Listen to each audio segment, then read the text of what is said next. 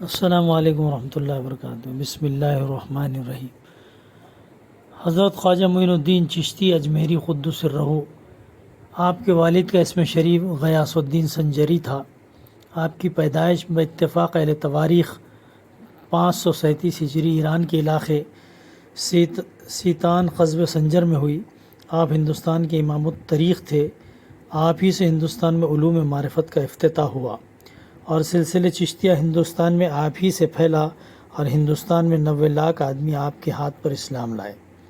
آپ کا نسب 11 پشت پر حضرت امام حسین رضی اللہ عنہ سے ملتا ہے۔ آپ کے کمالات بحر لامتناہی ہیں، حتیٰ کہ کہتے ہیں کہ جس پر نظر ڈالتے تھے صاحب معرفت ہو جاتا تھا۔ علوم ظاہریہ و باطنیہ دونوں میں کمال حاصل تھا۔ آپ کی عمر 15 سال کی تھی جب آپ کے والد نے انتقال فرمایا۔ سلوک کی ابتدا تقسیم وراثت میں آپ کے حصے میں ایک باغ آیا۔ اس کی نگرانی آپ پاشی وغیرہ خاص طور سے فرماتے تھے۔ ایک مرتبہ اس میں مشغول تھے کہ ایک مجذوب ابراہیم قہنظری باغ میں تشریف لائے۔ حضرت شیخ نے ان کی بڑی تعظیم و تکریم کی اور ان کے لیے کچھ انگور اور کچھ پھل لے کر آئے۔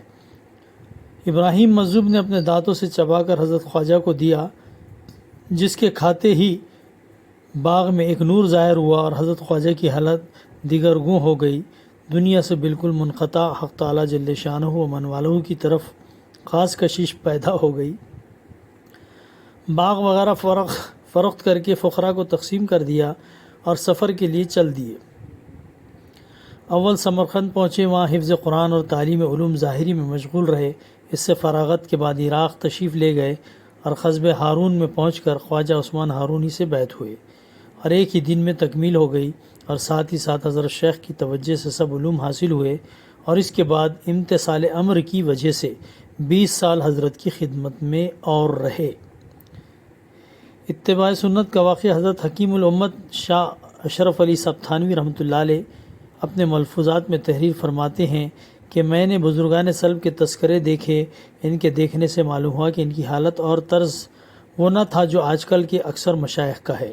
ان مشائخ کو دیکھا جاتا ہے کہ اتباع شریعت کو اصول اللہ کے لیے چندہ ضروری نہیں سمجھتے، اور ان کا اعتقاد ہے کہ شریعت اور ہے، طریقت اور ہے، بلکہ بزرگان سلف کا حال تقوی طہارت اور اتباع سنت میں صحابہ کا سا تھا۔ چنانچہ حضرت خواجہ معین الدین چشتی رحمۃ اللہ علیہ کا قصہ لکھا ہے۔ ایک بار آپ وضو کرنے میں انگلیوں کا خلال کرنا بھول گئے تو غیب سے آواز آئی، محبت رسول کا دعویٰ اور سنت کا ترک۔ آپ نے فوراً توبہ کی، آئندہ ایسی حرکت نہیں کروں گا، اور لکھا ہے کہ آپ کی حالت تھی کہ جہاں آپ آگ کو دیکھتے تو کانپ اٹھتے کہ کہیں قیامت کے روز اس کی سزا نہ ہو۔ تو اتباع سنت میں ان حضرات کا وہی حال تھا جو حضرات صحابہ کا تھا۔ حضرت شیخ ہندوستان کی ولادت پر آپ کو مامور فرما کر حج کو تشریف لے گئے۔ حضرت کے یہاں سے واپسی پر مشائخ نجم الدین کبریٰ اور حضرت غوث العظم محی الدین عبد القادر جیلانی رحمۃ اللہ علیہ وغیرہ حضرات کی زیارت و فیوض سے متمتع ہوتے ہوئے ہندوستان تشریف لائے۔ انشاءاللہ آئندہ کل بیان ہوگا۔